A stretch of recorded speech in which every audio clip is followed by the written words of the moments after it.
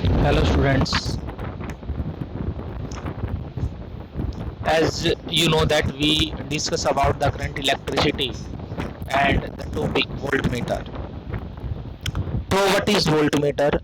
It is an apparatus or device which is used to measure potential difference or electric potential difference between 2 point in an electric circuit. Means एक electric circuit में potential difference को measure करने के लिए जो device use की जाती है उसको हम क्या बोलते हैं? वोल्टमीटर बोलते हैं। और वोल्टमीटर के बाद है गैल्वेनोमीटर। गैल्वेनोमीटर किसके लिए यूज़ किया जाता है? ये इलेक्ट्रिक सर्किट में करंट को मेजर करने के लिए यूज़ किया जाता है। तो it is a device to detect current in an electric circuit. और इसके बाद है ओम्स लॉ। ओम्स लॉ में क्या होता है कि potential difference between any 2 point is directly proportional to the electric current. आप जितना ज़्यादा सर्किट में पोटेंशियल डिफरेंस की वैल्यू इंक्रीज करेंगे उतना ज़्यादा सर्किट के अंदर क्या फ्लो होगा? करंट फ्लो होगा। इसी को हम क्या बोलते हैं? Ohm's law. और आप सभी को पता है कि प्रोपोर्शन हटाते हैं तो एक कांस्टेंट आता है, तो यहाँ पर भी एक कांस्टेंट आएगा, प्रोपोर्शनैलिटी कांस्टेंट, जिसको हम बोलते हैं R, resistance is equal to, तो V हमारा ये वैल्यू किसकी इक्वल आई है? I इंटू आर के इक्वल आई है। Here R I is equal to current through the wire and R is equal to resistance of the wire.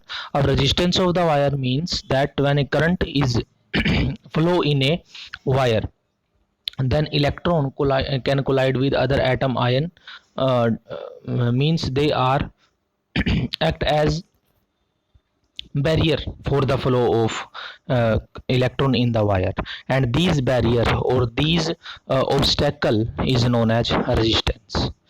Okay तो यहाँ पर देखें V directly proportional to I है, यानी जितना ज़्यादा पोटेंशियल डिफरेंस हम अप्लाई करेंगे उतना ज़्यादा सर्किट में करंट फ्लो होगा। प्रोपोर्शनल हटाते हैं तो एक कांस्टेंट आता है जिसको हम क्या बोलते हैं? रेजिस्टेंस बोलते हैं, कैपिटल R। I की वैल्यू निकाल लें तो V बाई R। तो here R is a constant for the given conductor at A given temperature, और इसको हम क्या बोलते हैं? रेजिस्टेंस बोलते हैं। तो इसकी देखिए डेफिनेशन जो मैंने अभी आपको बताई है, resistance is the property of a conductor. ये किसी कंडक्टर की प्रॉपर्टी है विच रजिस्ट का मतलब क्या होता है? उसको अपोज करना या रोकना, the flow of electric current through it. तो इलेक्ट्रिक करंट को उसके अंदर फ्लो होने से रजिस्ट करती है, तो उसको हम क्या बोलते हैं? रेजिस्टेंस बोलते हैं। ऐसा यूनिट ऑफ रेजिस्टेंस इज ओम।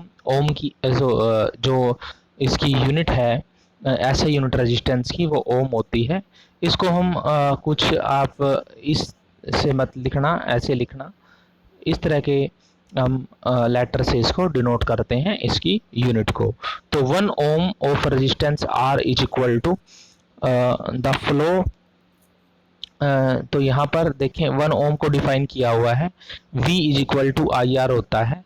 तो आप R की वैल्यू कैलकुलेट करें, यहाँ पर किसकी इक्वल हो जाएगी? V बाय I के इक्वल हो जाएगी। अब आपने 1 ओम डिफाइन करना है, मीन्स R की वैल्यू 1 ओम आपने करनी है, तो V की वैल्यू 1 वोल्ट करनी होगी और I की वैल्यू 1 एम्पियर करनी होगी। अगर आप, कहने का मतलब क्या है कि अगर आपने R की वैल्यू 1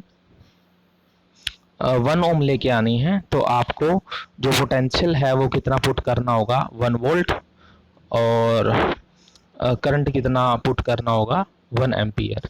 तो resistance of a wire is said to be 1 ohm if a potential difference of 1 volt can flow a current of 1 ampere through the wire. यानी कि अगर 1 वोल्ट का पोटेंशियल डिफरेंस कितना करंट फ्लो करवा दे? 1 ampere का current flow करवा दे किसी वायर के अंदर, तब उस वायर के रेजिस्टेंस को हम क्या बोलेंगे?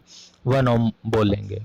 तो इसमें देखें, from the expression of Ohm's law it is obvious that electric current through a resistor is inversely proportional to resistance. अब यहाँ पर देखें V is equal to I R होता है, तो I की वैल्यू ये आ गई।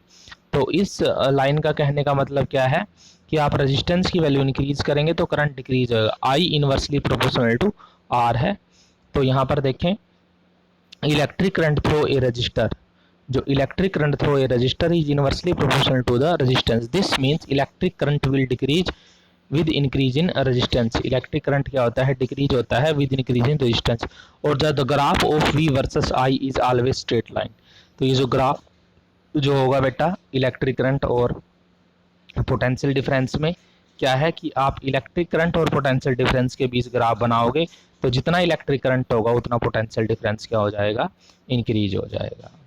उसके बाद है कि अगर हमें मान लिया यहाँ पर रेजिस्टेंस की वैल्यू 15 ओम दी हुई है, न्यूमेरिकल में आपको रेजिस्टेंस की वैल्यू 15 ओम दे दी, करंट की वैल्यू आपको दी हुई है 15 ओम, 15 एम्पियर दी हुई है करंट की वैल्यू, रेजिस्टेंस की वैल्यू 15 ओम दी हुई है।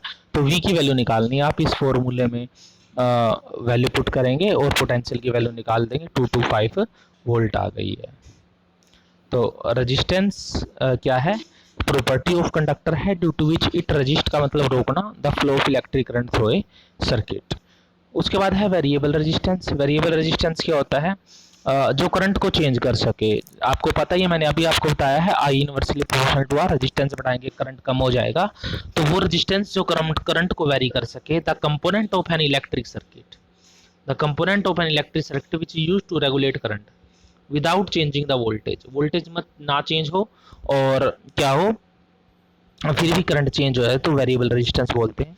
और रियोस्टेट क्या है, ये एक डिवाइस है जो वेरिएबल रेजिस्टेंस हमें प्रोवाइड करेगी, सर्किट को वेरिएबल रेजिस्टेंस प्रोवाइड करेगी। आगे देखें बेटा, जो रेजिस्टेंस है किन फैक्टर पर डिपेंड करता है, रेजिस्टेंस डिपेंड करता है nature of material. Material copper का है, आयरन का है, गोल्ड का है, सिल्वर का है, आपका मटेरियल कौन से सब्सटेंस का बना हुआ है इस पर डिपेंड करता है। अब यहाँ देखें, some materials create least hindrance. Hindrance का मतलब यहाँ रुकावट है, ये ऑब्स्टेकल है।